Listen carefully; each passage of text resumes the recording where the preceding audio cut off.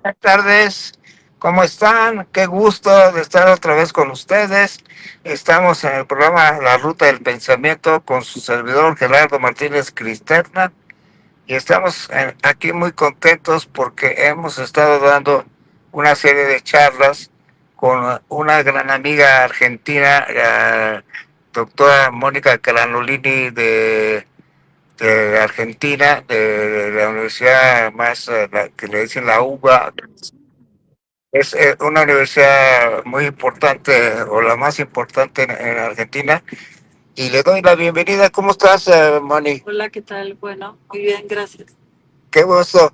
Bueno, pues Mónica y yo les vamos a platicar, sobre todo Mónica, Mónica, porque ella es experta en Derrida. Yo soy fanático de Derrida y como lo digo en muchos círculos, yo lo que hago es trabajar con los pensamientos de los filósofos y uno de los filósofos que a mí me han gustado, a mí me han gustado por su metodología, que aparentemente no tiene una metodología, pero a mí me ha servido mucho como metodología el pensamiento de Derrida en el sentido de la deconstrucción de tanto del lenguaje como de la escritura. Eh, perdone, perdonen estos, estamos a un minuto de llegar, pero perdonen estas interrupciones que me está haciendo el Waze, pero ya estamos a un minuto, ya estamos a un minuto de llegar. Pero bueno, les platico que a mí me ha encantado el pensamiento de Jacques Derrida.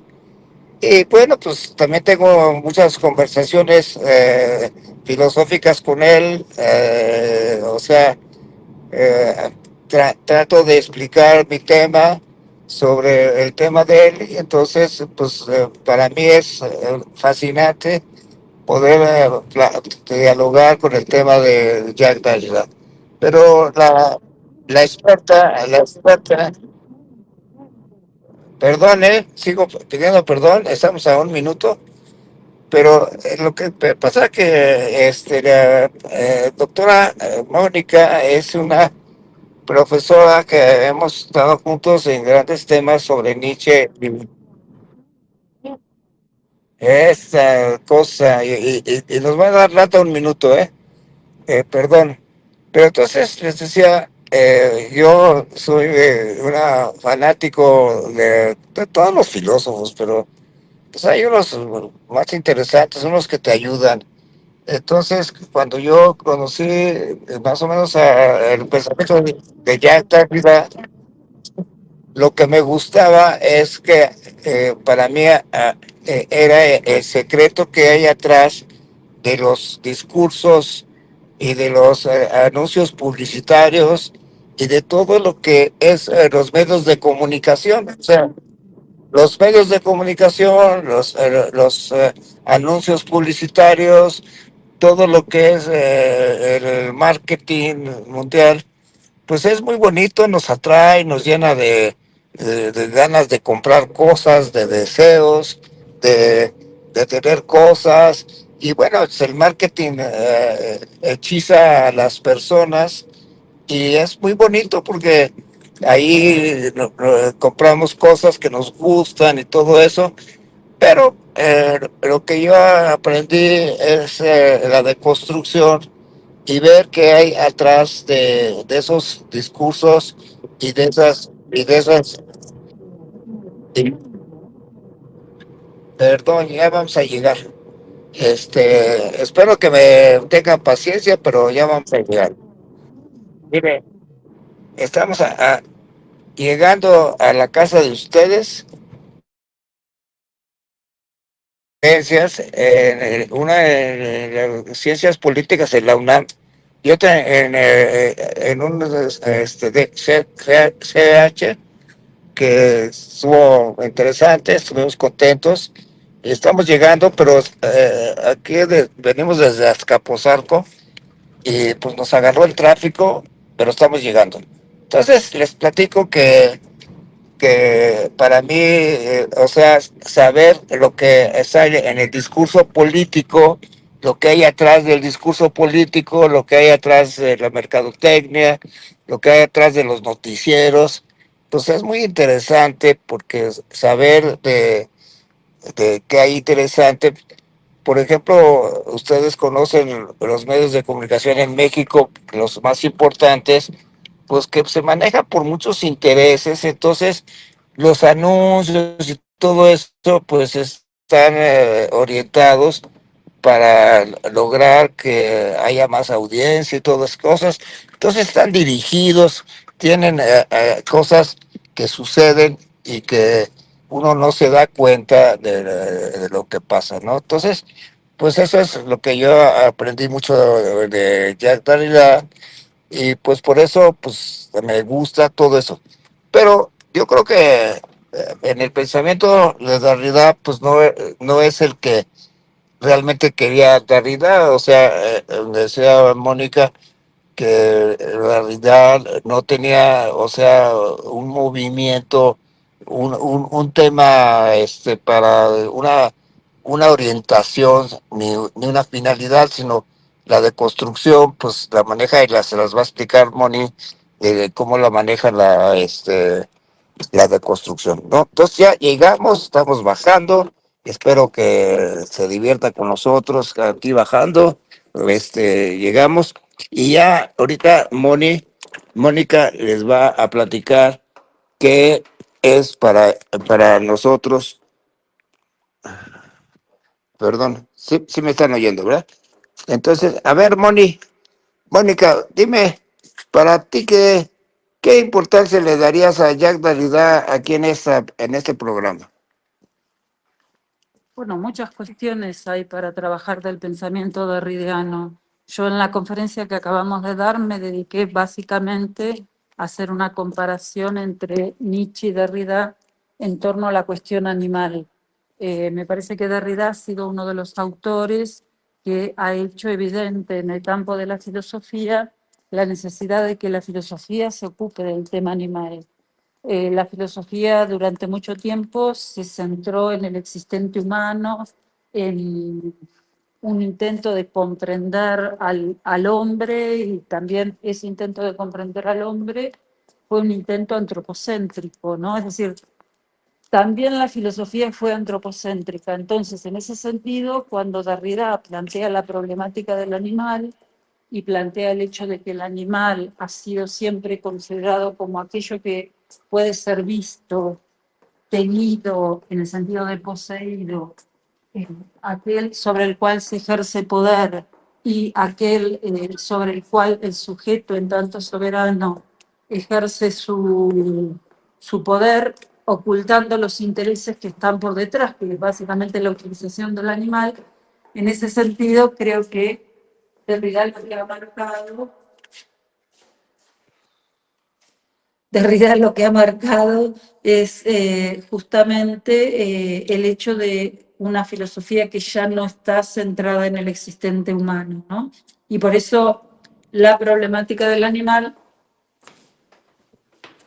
eh, el hecho de que Derrida planteara la problemática del animal desde la cuestión del vínculo entre el modo de ser humano en tanto sujeto y la forma en que se maltrata, destrata, hacina, etcétera, etcétera, a los animales, perdón, estamos bajando, todo eso. Te voy a interrumpir un poquito, nada más para ponerle sal a la pimienta.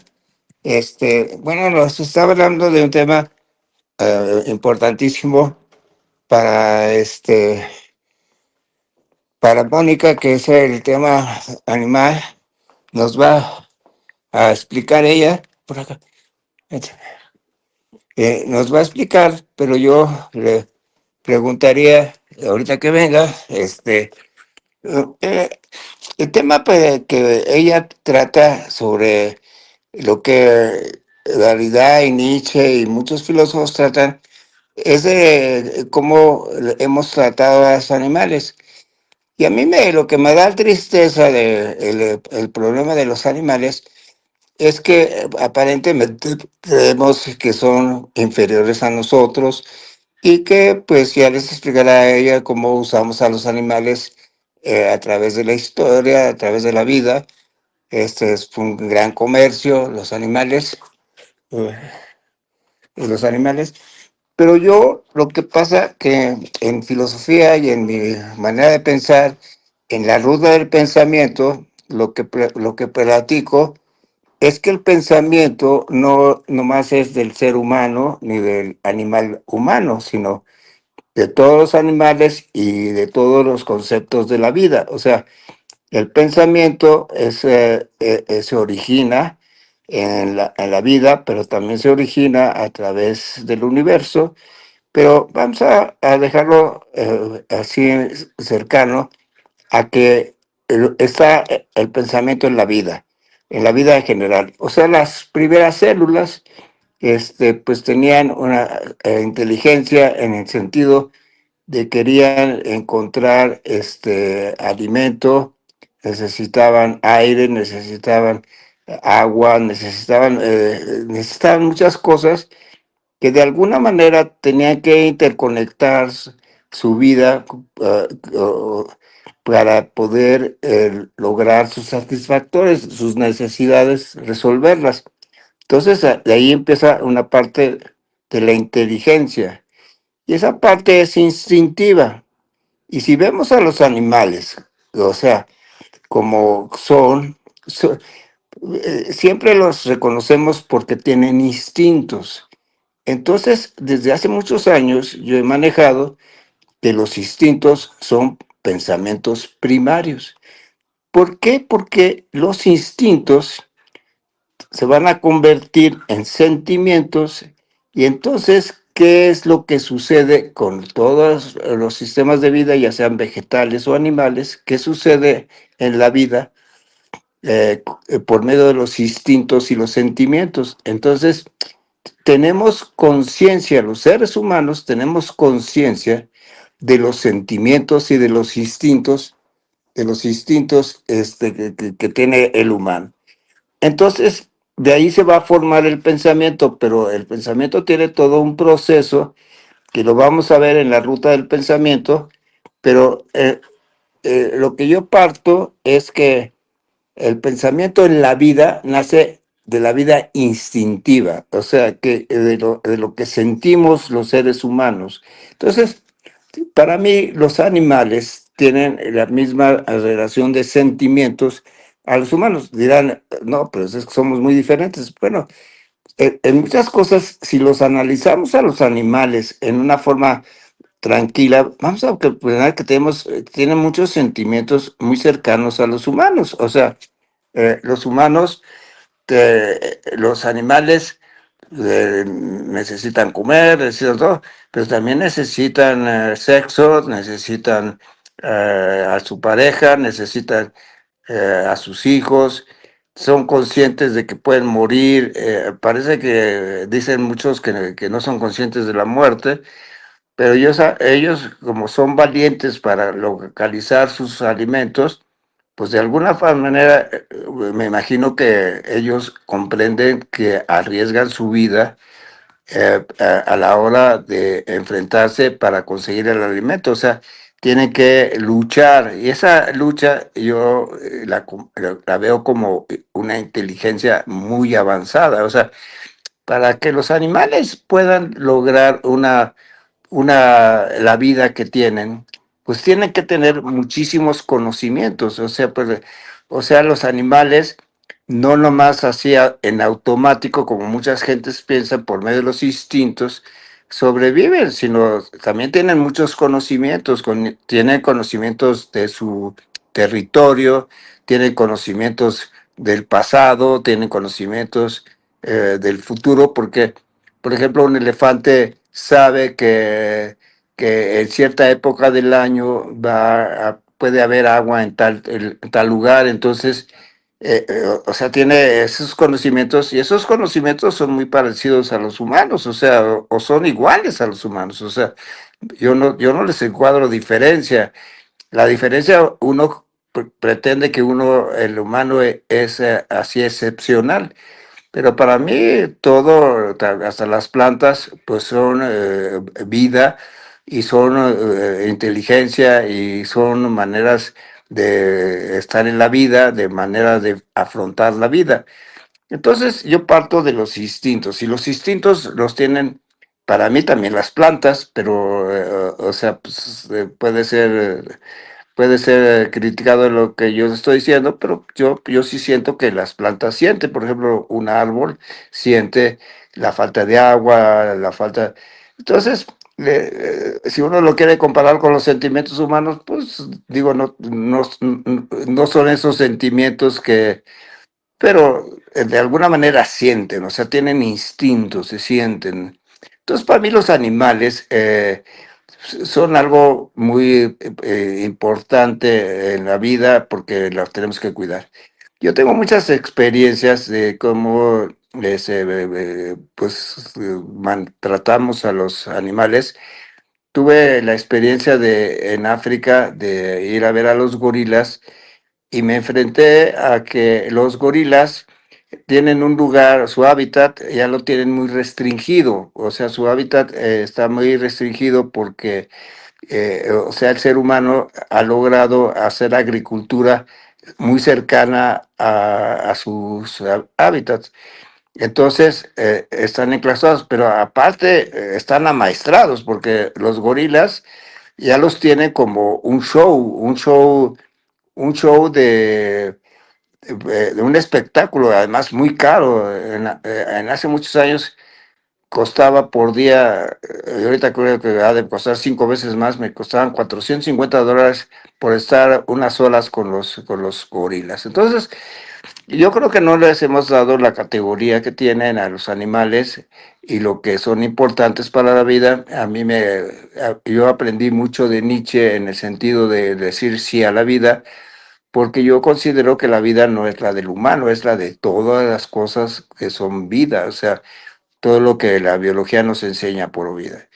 Entonces, pues el tema de los animales a mí me llega mucho, pero Mónica lo ha tratado desde el punto de vista de Derrida y les estaba platicando ella de, o sea, de lo que ella siente de que cómo maltratamos, cómo humillamos a los animales, cómo, cómo el ser humano se ha aprovechado de los animales.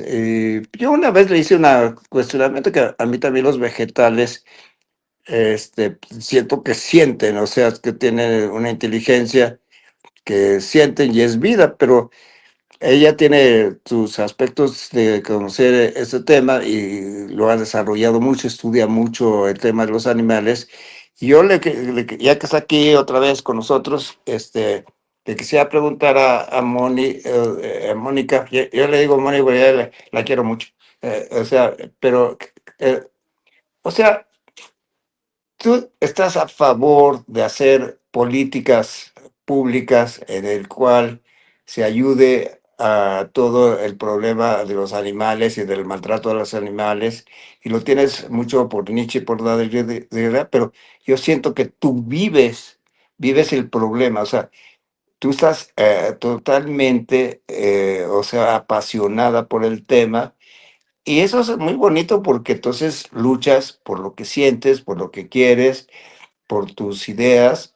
Entonces, pues involucras a filósofos como Nietzsche, como Derrida, pero tú lo tienes en el alma, ¿no, Moni? Sí, seguro, digamos, ya que dices la palabra alma, lo tengo en el alma porque justamente a los animales le hemos quitado su alma. Uno de los temas que yo vengo estudiando hace mucho tiempo y que me va a llevar mucho más tiempo porque hay una gran cantidad de textos sobre esa temática, es la cuestión de por qué los animales que tenían alma, digamos, desde los inicios de la filosofía con Aristóteles, porque Aristóteles reconoce un alma sensitiva para los animales, por qué a lo largo de la historia del pensamiento fueron perdiendo el alma. Y decía que hay una cantidad de textos impresionantes porque todo el tiempo se ha debatido a lo largo de la historia del pensamiento y de la cultura occidental, se ha debatido la cuestión acerca del alma de los animales. Voy a mencionar un ejemplo para señalar, digamos, algunas líneas de debate. Hay un texto que a veces es muy poco conocido, que es de Gómez Pereira, que es un médico y autor español, que escribió 70 años antes de que Descartes planteara la cuestión de, digamos, del cuerpo del animal como un mecanismo de relojería. Él planteó la cuestión acerca de por qué, si les infligimos sufrimientos a los animales, ¿por qué no debemos preocuparnos de eso? ¿No? Quiero decir, esto para señalar, Descartes luego planteó la cuestión del aspecto mecánico de la corporalidad, tanto humana como animal, y eso dio lugar en los comentadores de Descartes a la noción de la bête machine, o sea, del animal máquina.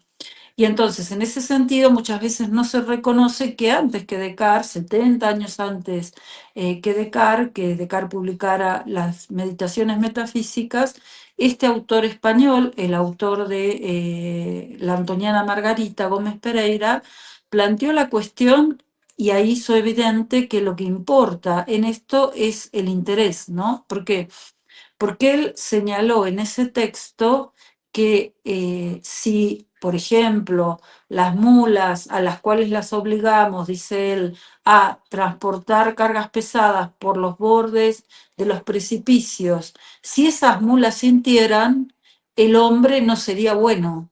Fíjense que es una argumentación, digamos, totalmente ridícula, porque en definitiva lo que se está haciendo es responder al interés humano de la necesidad de utilizar animales de carga. Y entonces esa argumentación que hizo Gómez Pereira, bueno, el texto abarca muchos más argumentos, pero bueno, básicamente lo que quiso Gómez Pereira fue plantear que no nos tenemos que preocupar si utilizamos a los animales, si cargamos a los animales, porque ellos no sienten, no tienen alma. Esto que planteó Gómez Pereira, vuelvo a decir, bastante antes que René Descartes, fue refutado por varios autores. Digo, y eso es lo interesante, de qué manera ya desde épocas tempranas de la cultura occidental, el tema de si los animales tienen alma o no es un tema que ha sido planteado, debatido, refutado, etcétera, etcétera. Yo siempre le digo a los estudiantes de la facultad, en la UBA, a los estudiantes que cursan conmigo filosofía de la animalidad, que hay que pensar lo relevante que es esto en la medida en que estamos hablando de épocas en las cuales obviamente costaba mucho publicar un libro, costaba mucho que ese libro se conociera en otras partes del mundo porque había que transportarlo, y el hecho de que rápidamente se debatiera esa problemática. Lo digo porque a veces pasa en la filosofía actual y sobre todo en los ámbitos académicos, que los académicos publicamos textos y nadie responde a lo que publicamos. Ya no existe en gran parte de la vida académica universitaria, ya no existe el debate en torno a temáticas, ¿no? Y porque también hay una cuestión que diríamos tiene que ver con egoísmo personal, que es el hecho de que, bueno, nadie lee al otro, en definitiva. Se publica tanto que nadie lee al otro. Pero mira, Mani, te voy a interrumpir un poco para aquí animar la cosa, para estar muy interesante lo que estás diciendo. Pero yo pienso que también hay mucha ignorancia en no reconocer. No, yo no le diría el alma, pero tú lo pones el alma. Yo pongo los instintos y los sentimientos de los animales, o sea, además que son parte de la vida y entonces los animales somos parte de nosotros, de nuestro ecosistema, de nuestra vida. La vida, el planeta Tierra es un ecosistema y entonces en el ecosistema debemos respetar cada que, o sea, las funciones que muchas veces aquí el problema que yo he visto en la parte o sea, como ya filosofía en el sentido de que la naturaleza hace que la vida coma vida, o sea, de alguna manera come vegetales, que es vida. Entonces, eh, por la cosa de la naturaleza, eso ya no es una cosa que un filósofo quiera determinar si comemos o no comemos vida. O sea, necesitamos comer vida para subsistir. Entonces, aquí viene un problema, ¿no? O sea, por ejemplo, si un león mata a otro tipo de animal, entonces tendrá derecho a eso. O sea, te podríamos complicar en la vida en decir, tuvo derecho de matarlo, pero se necesitaba comer. Entonces, el problema es que la naturaleza nos impone comer vida, o sea, no, no es que nosotros hayamos escogido comer vida, o sea, es un requisito para la vida comer vida, o sea, entonces a mí eso me hace ruido, Mónica, ¿cómo ves? Sí, primero me gustaría aclarar de que cuando estaba hablando del alma no estaba hablando de una esencia espiritual de los animales. Es decir, cuando yo señalo que Aristóteles ya planteó la existencia del alma animal, no me refiero a ninguna instancia de carácter espiritual. Obviamente para Aristóteles el alma animal es el alma sensitiva. Y entonces, ¿qué tenemos que entender por alma? Bueno, lo que dice la palabra griega sige y lo que luego dice la traducción al latín, anima, que es justamente anima, es el nombre del animal, podríamos decir. Y en ese sentido, a lo que nos referimos es a la vida, al principio vital. Entonces, en relación a lo que estaba señalando del alma perdida de los animales, quiero aclarar eso, porque a lo mejor se puede malentender y pensar que estoy hablando de la consideración de los animales desde un punto de vista de un alma espiritual que va más allá de la muerte, como se plantea, por ejemplo, el cristianismo o como se plantean otras religiones. Cuando hablo del alma me refiero básicamente al principio vital y lo que acontece en la época actual que le hemos quitado el alma a los animales también como principio vital. Pero Porque también hemos usado mal el concepto de alma también, o no, sea, bueno, pero lo que porque los humanos, muchos no conocen a Aristóteles, no conocen filosofía, entonces también el sinónimo, lo que es la palabra alma, también tiene muchas formas de concebirse. Entonces, el ser humano no tiene ese conocimiento que tú dices de Aristóteles. Y entonces, también es el problema del lenguaje, porque el lenguaje nos puede marcar muchas veces. Qué bueno que tú lo aclares de que Aristóteles lo veía como vida, o sea, la vida misma, y es los instintos y los sentimientos. Entonces ahí nos unimos, entonces cómo el lenguaje nos puede llevar por diferentes claro, caminos. bueno, pero lo que pasó con la noción de alma es que la noción de alma se espiritualizó con el cristianismo. Pero así la conoce la gente. Claro, bueno, por eso digo, por eso hay que aclarar que alma es el principio vital. O sea, el término griego sige alude al soplo vital, a eso que el cristianismo lo interpretó como el modo en que Dios le da vida a la materia inerte. Eso es alma, lo que pasa que, digamos, en la problemática del cristianismo, ese alma se tuvo que pensar como un alma espiritualizada y como un alma que va a seguir existiendo después de la muerte. Pero así la conoce la gente. Claro, por eso yo quería aclarar esto cuando estaba hablando de por qué me interesa el tema del alma perdida de los animales. Lo que hay que tener en cuenta es no la atribución de un alma espiritual, sino el hecho de, que creo que se da en la perdón, en la producción intensiva de animales actual, es el hecho de hacerle perder al alma hasta al animal hasta la vida. ¿Por qué? Porque los animales de producción intensivas son pensados como materia inerte. O sea, si aquel que está hacinando animales, alimentándolos de manera forzosa todo el tiempo para que engorden, introduciéndoles en el cuerpo antibióticos, vitaminas, etcétera, etcétera, si esa persona pensara que ese animal está vivo, posiblemente se pondría en crisis la propia actividad que está desarrollando. Entonces, creo que hay un criterio generalizado para que sea posible la producción intensiva de animales, que es esta idea de que el animal ya es materia inerte, es un objeto, y entonces nadie se preocupa de la vida de los animales. Pero a mí me preocuparía, que yo creo que también lo vas a manejar, que me preocuparía que eso mismo lo hizo la filosofía en el humano, o sea, el humano es un animal, entonces si también consideramos al animal que es un objeto, pues también hemos considerado que el humano es un objeto. O sea, entonces,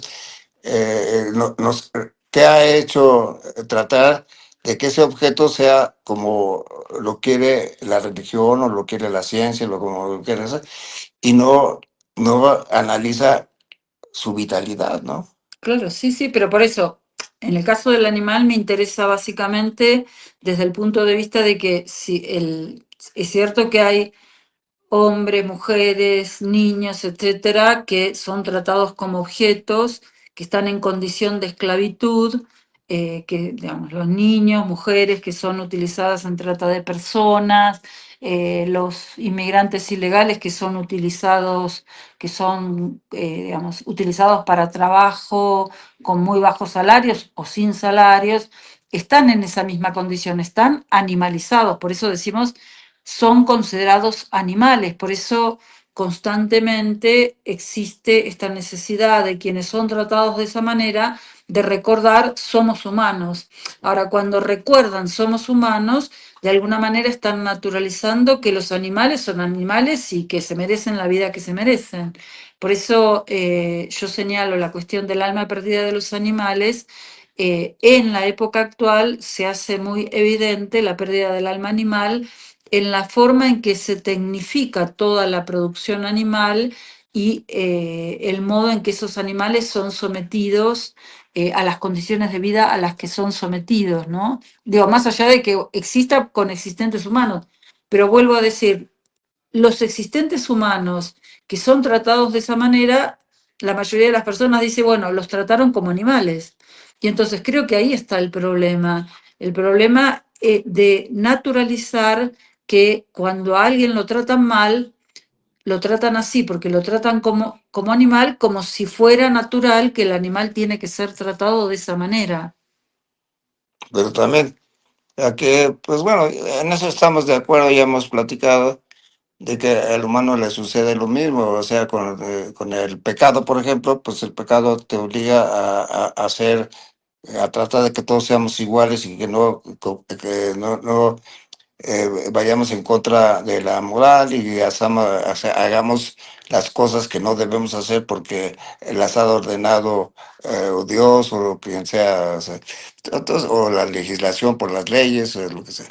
Entonces, lo que aquí yo veo que ya debe de reconocer la filosofía, el conocimiento, debe reconocer que lo que estamos tratando es de la vida. La vida, no, yo prefiero así. No, porque si lo pones Entonces, así es más fácil. bueno, mira, Y lo puedes apoyar aquí. aquí. Entonces, lo que yo pretendo es que no puede haber diferencias, o sea, entre la vida es la vida, o sea, no podemos hacer diferencias, pero lo que pasa que estamos decía yo, en un ecosistema en donde, entonces ahí empieza la lucha de la vida, o sea, el humano tiene el poder del pensamiento que ha desarrollado, entonces tiene un poder en el cual puede aprovecharse de los animales para poder satisfacer sus necesidades y todas las cosas.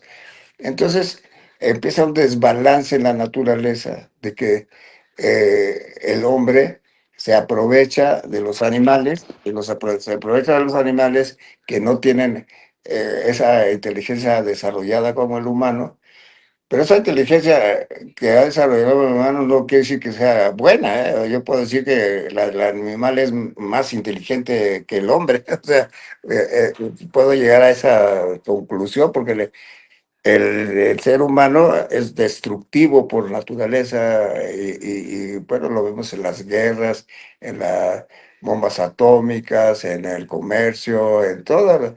Vemos que somos destructivos en el planeta, estamos destruyéndolo. Entonces, todos somos animales, pero estamos en una guerra de la vida. Entonces, aquí tenemos un poder, como lo puede tener el león, que puede tener un poder más fuerte que una gallina, porque o sea, la gallina no puede matar a un rinoceronte. Entonces, el león sí puede matar a un animal más grande. Entonces estamos hablando también de un problema de fuerzas, un problema de situaciones que cada cosa se puede ir más o menos mensurando para poder resolver el problema del ecosistema. Pero a ti te preocupa mucho que el humano haya roto totalmente el ecosistema y se haya aprovechado de los animales, ¿no? Sí, sí, claro, pero tú dices, bueno, también acontece en la naturaleza que hay, digamos, formas de vida de los animales que nosotros interpretamos como, digamos, parecidas a las formas humanas, ¿no? En ese Pues es que somos vida, estamos no, no, en sí, el somos vida, ecosistema, pero ¿no? digo, creo que no hay que antropomorfizar a los animales en el sentido de considerar que así como el mundo humano se organiza en torno a la competitividad y la lucha de unos con otros en virtud de sus intereses, creo que eso no hay que naturalizarlo señalando, como, bueno, como hace muchas veces el mundo capitalista, diciendo, bueno, es la ley de la selva porque en la selva se da de esa manera. Los estudios etológicos más actuales han mostrado algo que todavía no se había demostrado en los animales, que es el hecho de la pertenencia de los animales a las comunidades morales. ¿Con esto qué quiero decir? La etología, que desde fines del siglo XIX y comienzos del XX fue avanzando en mostrar que aquello que se consideraban las capacidades humanas, por ejemplo, el razonamiento, el lenguaje, la posibilidad de cultura, la posibilidad de construir historia, que siempre se consideraron como prerrogativas del existente humano, la etología fue demostrando que no es así. Entonces tenemos una gran cantidad de estudios que muestran ya desde, digamos, desde principios del siglo XX con Conrad Lorenz que los animales resuelven problemas. Ya tenemos estudios a lo largo de todo el siglo XX que muestran que los animales tienen lenguaje, que se comunican entre sí y se han decodificado estos lenguajes. Escondida, pues es que no puede ir en contra de la naturaleza. Bueno, pero por eso lo que quería explicar es lo siguiente, que el razonamiento, la capacidad de lenguaje, la cuestión vinculada con el hecho de la posesión de cultura, digamos, muchas personas no admiten que los animales tengan cultura porque siempre se ha hecho la diferencia entre la naturaleza, que sería el mundo vegetal y animal, y el humano, que es el único formador de cultura. Los estudios etológicos han mostrado en determinadas comunidades animales la cuestión cultural, han mostrado la transmisión de generación en generación de aquello que se ha aprendido. Eso es lo que nosotros llamamos historia, por más que los animales no tengan escritura o bien que nosotros no sepamos cuál es el mecanismo y la forma en la cual se transmiten estos conocimientos. Entonces, todo eso, todas esas características que la etología ha mostrado de los animales en las últimas décadas del siglo XX y en lo que va del siglo XXI, implicó una nueva transformación en el ámbito del conocimiento etológico de los animales, que fue el descubrimiento de las comunidades morales en los animales.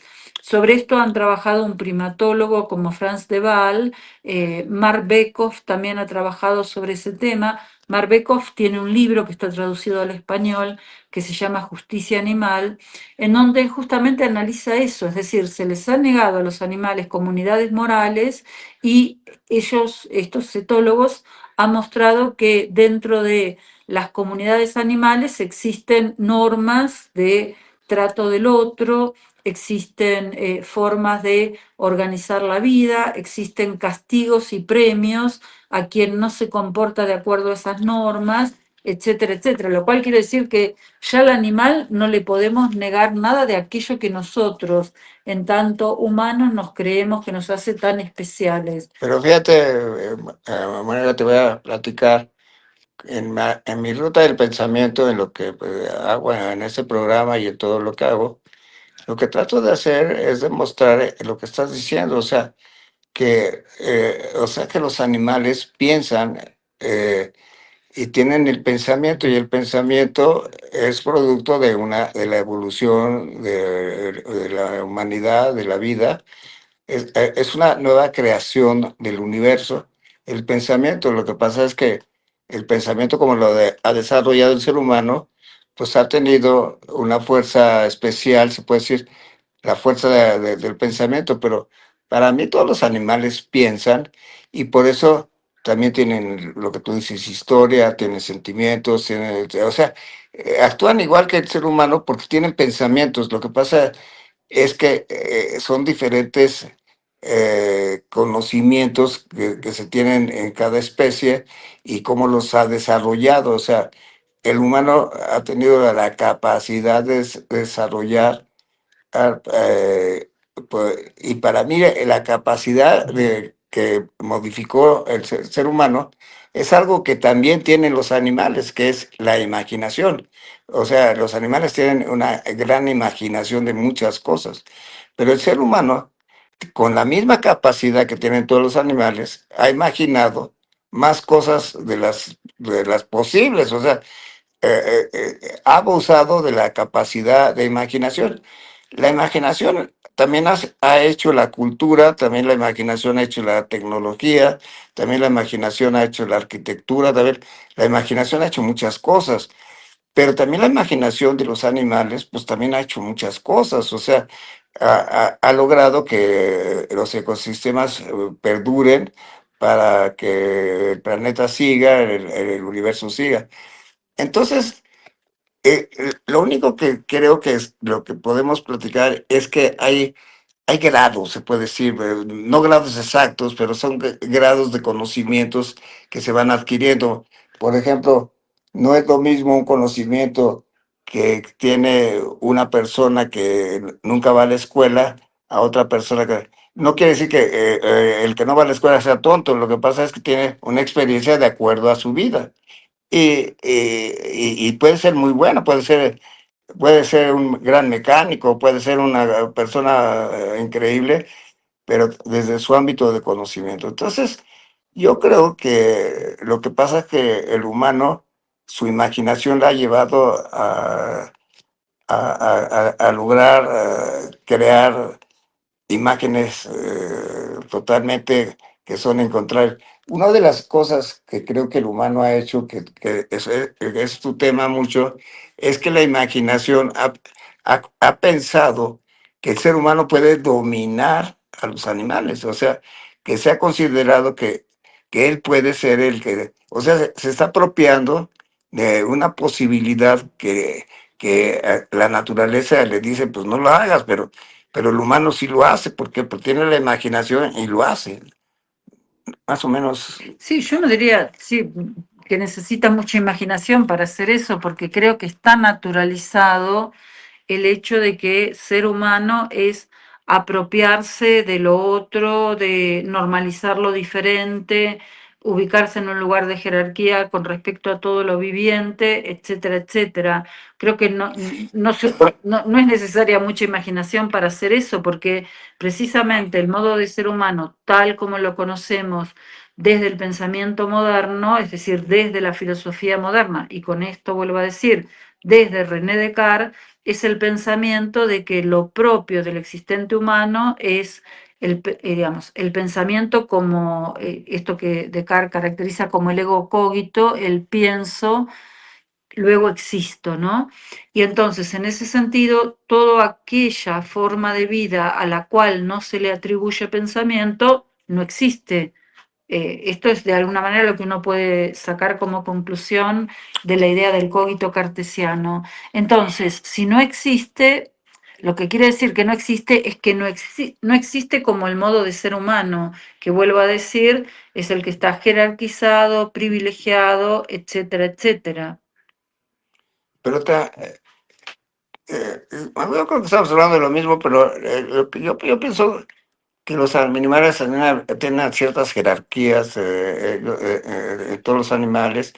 O sea, también no todo es increíble en la naturaleza.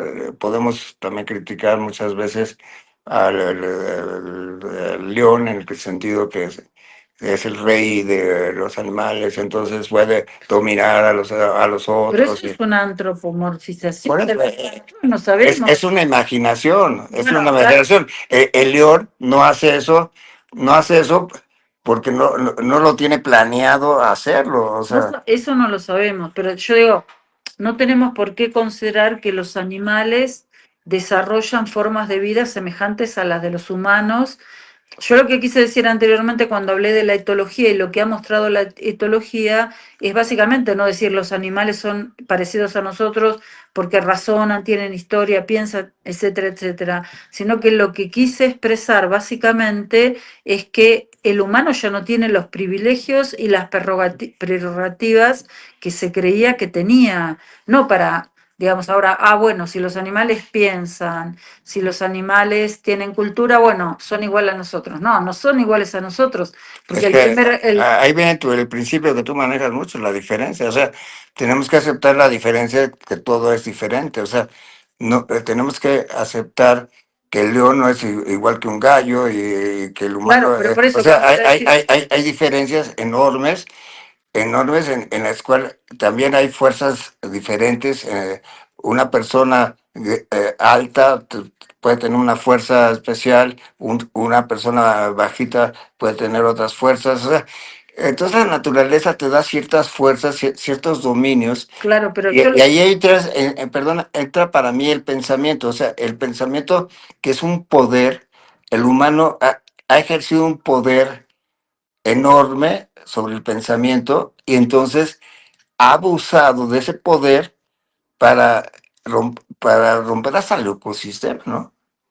está bien, pero yo lo que te señalaba es lo siguiente, cuando nosotros decimos el león es el rey de la selva, estamos colocando sobre el león la figura del sujeto moderno, del ipse soberano. Al león, ¿qué le importa, digamos, el modo de ser humano que considera que ser rey es estar en una estructura jerarquizada en el lugar superior? Pero Ah, eso. el gallo y el león, tenemos que aceptar que son diferentes, No, bueno, pero o sea, entonces el león tiene otras habilidades que el gallo no está las bien, tiene, pero o ¿por qué sea. decir es rey?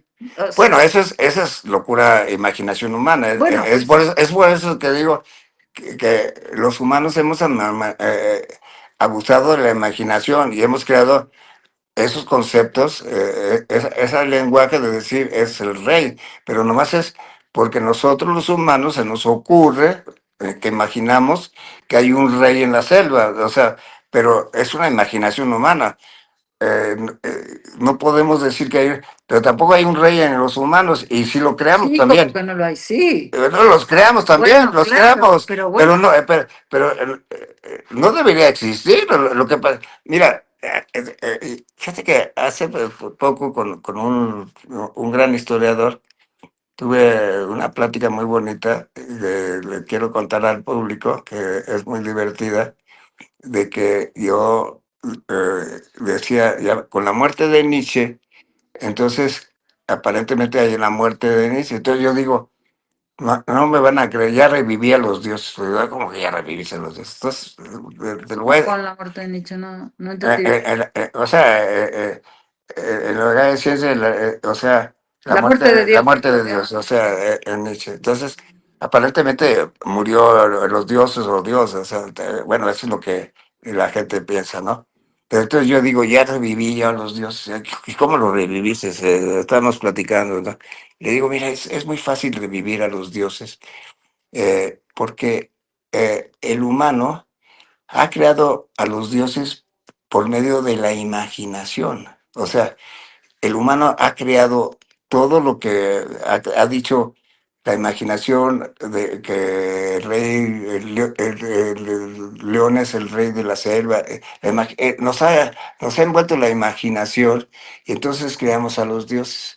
Pero al crear a los dioses, les dimos existencia, porque nosotros, por medio del pensamiento, los hicimos que existieran como concepto, que existieran como palabra del humano, y entonces la palabra de Dios tiene mucho de la palabra del humano, porque el humano es el que ha hablado por Dios, Es la palabra. que es la palabra del humano. Entonces, el humano ha creado los dioses, entonces los dioses sí existen, pero yo digo, ya están en silencio, ya están en silencio los dioses, pero sí existe porque el humano los creó. Está bien, los dioses están en silencio, pero otras figuras han ocupado el lugar de Dios, que es lo que dice Nietzsche cuando Claro, habla de de los las sombras ídolos. de Dios. Claro, el término que utiliza Nietzsche, la expresión que utiliza Nietzsche es sombras de Dios, ¿no? Y entonces él señala, hay un muy conocido parágrafo de la ciencia jovial, el parágrafo 108,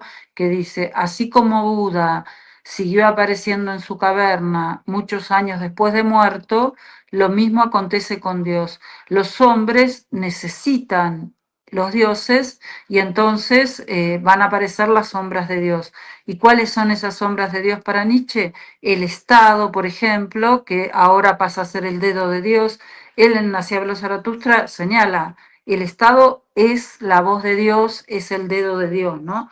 El Estado, la historia, habla de la historia refiriéndose a Hegel. El poder, Bueno, y hoy en día diríamos el mercado, el mercado, el liberalismo, es decir, cada uno de esos estamentos de la cultura humana. que ya existían y han existido siempre. Lo que pasa es que ahora volvieron a ser la derivación del concepto de Dios. O sea, lo único que, como yo siempre estoy diciendo, cambian de máscara. O sea, Bueno, esas son las sombras de Dios para Nietzsche. esa es la máscara, o sea, las obras de Dios. Entonces el humano, fíjate cómo se ha imaginado todas esas cosas y filósofos como Nietzsche nos han enseñado, hablando de la realidad, pues de alguna manera nos han enseñado que esos conceptos, la verdad, pues nos han hechizado, pero ahora cómo romper el hechizo, ¿no? O sea, que ese es el gran problema, porque como tú dices, quedan las sombras, queda todo, y entonces lo que yo trato de trabajar aquí en el programa y lo que trato de trabajar en mi vida es cómo rompemos esas sombras, porque estamos llenos de sombras, llenos de cosas secretas, de manipulaciones, de cosas que no se ven. O sea, así como el pensamiento no se ve, no lo podemos agarrar, no hay manera de tenerlo en la mano. O sea, sí, hay muchas cosas que están oscuras en la humanidad y en el universo. Entonces, las, esas sombras, que son los ídolos, o sea, todo lo que imaginamos que son superiores, los políticos, los sacerdotes, los maestros, hacemos comparaciones de esas sombras de Dios. Entonces, lo que para mí es importante es hacer una deconstrucción de qué son esas sombras. Y tú lo manejaste muy bonito ahorita, en que Nietzsche decía el Estado. ¿Y qué es el Estado? Es el poder del Estado. Entonces, Nietzsche se daba cuenta que el Estado es el controlador del ser humano, o sea, del poder y de la fuerza de la economía. Entonces, pues lógicamente Nietzsche tenía toda la razón, o sea, el Estado se convierte Sí, el nuevo Dios. en otro Dios y en un Dios más maldito, que ese es el Dios que yo creo que hay que derrumbar, porque Nietzsche, el concepto de Dios, lo ha simplificado en muchas formas. Se ha transformado en las sombras, se ha transformado por lo que ha dicho Nietzsche. Entonces, Nietzsche ha ayudado mucho, pero no ha cambiado las sombras. Las sombras, ese es el gran problema de la humanidad y de la filosofía, ¿no? Yo creo que, digamos, el problema más importante no es cambiar la sombra, sino cambiar la estructura Pues es las que sombras. obliga, claro, pero que obliga a la creación de sombras, ¿no? Es que aquí llego a mi teoría de la ruta del pensamiento. El pensamiento ha creado esas sombras y ha creado a esos dioses. Entonces ahora no se los puede quitar porque estamos acostumbrados a todo lo que hemos construido a través de la historia. Entonces, si tenemos problemas ahorita en la actualidad, pues son los problemas porque nos siguen, las sombras caminan Lo siguen como lo seguía a Zaratustra. Cuando en Zaratustra aparece, hay un capítulo dedicado a la sombra y aparece como todo el pasado de Nietzsche que lo está siguiendo. lo está siguiendo. Y Pero entonces la vida así sigue. O sea, nosotros seguimos con los mismos problemas del poder, del Estado, del control, de mil cosas que cómo romperlas, porque parece fácil, pero no las vamos a romper en este programa, ni las vamos a romper en un siglo, 2 siglos. Yo creo que el humano algún día se va a dar cuenta que tenemos que mesurar la vida y se va a dar cuenta, pero para eso servimos los que pensamos, o sea, para tratar de nivelar. Para mí eso es mucho de realidad, ¿no? sí, O sea, es un sí, develador, ¿no? no, sí, pero yo no tocaría tanto el tema del secreto en Derrida porque Derrida es No, respetuoso del secreto, ¿no? Y sobre todo cuando habla del secreto, habla del otro que es secreto. sí.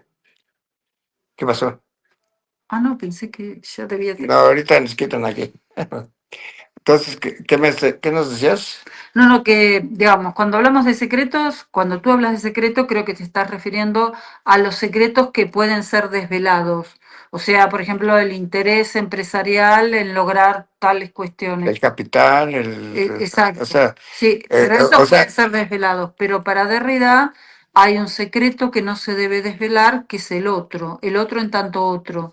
Entonces, por eso Derrida habla de la cuestión del secreto. Hay varios textos en donde trabaja esta problemática y en donde se refiere básicamente a que debemos respetar que el otro es secreto y no querer intentar desvelar ese secreto que el otro es. pero bueno, yo lo plantearía así. Si no hay absolutos, o sea, la misma física no permite, si nos vamos a la teoría de la relatividad, no hay absolutos, en la filosofía tampoco ya hay absolutos, ya se ha manejado todos esos temas. Entonces, también los secretos pueden ser como las mentiras, hay mentiras piadosas y mentiras que hacen daño. Yo creo que los secretos eh, eh, también tienen la misma característica, o sea, hay secretos que dañan a la gente, o sea, los secretos de Estado, los secretos de la política, los secretos de la economía. El secreto, para mí, de cada gente, por ejemplo, el secreto de un árbol, pues eso lo tenemos que respetar porque no lo podemos invadir. Podemos tratar de invadirlo, pero no podemos, nadie me, nadie me puede a mí invadir lo que yo tengo dentro de mi interior de mi ser, ¿no? O sea, entonces hay secretos que sí se deben respetar, como dices, pero también hay secretos que hay que develar, hay que hacer algo porque esos secretos hacen daño. O sea, así como las mentiras hacen daño, también pueden hacer bien. Hay mentiras, como te digo, piadosas. Entonces, todos los conceptos no podemos absolutizarlos. O sea, no sé si Derrida pensaba absolutizar, pero yo no creo que los secretos se deben absolutizar. Yo creo que como todas las cosas en la vida, tenemos que aceptar las diferencias y aceptar que puede haber una nueva manera de interpretar, o sea, el significado de las palabras, o sea, porque las palabras nos pueden engañar en muchas maneras, pero es porque, como yo digo, traen el pensamiento ligado, pero como las palabras tienen interpretación de cada persona, yo siento que el secreto sí, sí eh, hay necesidad. Por ejemplo, los físicos, ¿qué están haciendo en la física? Están develando los secretos de la naturaleza. O sea, ese es su trabajo. O sea, el universo está lleno de secretos. Por ejemplo, no sé si sepas, por ejemplo, la gravedad no se puede ver, la materia oscura no se puede ver. Entonces, ¿qué tratas de develar? Son los secretos. Pero yo estoy de acuerdo contigo que los secretos de las personas, de los árboles, de la vida, hay secretos que se deben respetar y deben de entrar en una lógica ética, ¿no? Sí, pero yo no diría los secretos de las personas. Los secretos de las personas son los desvelables. Yo diría No, pero lo que no no todos, no puede. todos, ¿no? Eso no importa, pero digo, no me refiero a que uno guarde secretos, sino que uno es otro porque es secreto. Y que es secreto para el otro quiere decir que no es apropiable por el otro. Esa sería la ética que se plantea en el pensamiento de la deconstrucción. Bueno, pues qué bueno que no lo dices. Yo pienso que el secreto, o sea, es algo muy interesante. ¿Ves? Yo tengo dos libros de la mentira, entonces señalo yo mucho que perdón, ya se acabó. Vamos a tener que despedirnos porque ya estamos fuera de tiempo. No quiero yo aprovecharme del tiempo. Espero que ustedes hayan disfrutado este programa. La verdad, para mí es una cosa maravillosa platicar con Mónica, mi amiga, y espero que hayan disfrutado el programa, que es muy interesante. Parece que tratamos temas sencillos, pero tratamos temas muy profundos. Como yo digo, por desgracia la filosofía no es tan importante para la gente, pero yo creo que todo el mundo actuamos por medio de la filosofía, aunque no queramos. O sea, de alguna manera siempre estamos haciendo una filosofía a la hora de estar en el mundo. O sea, tenemos que estar.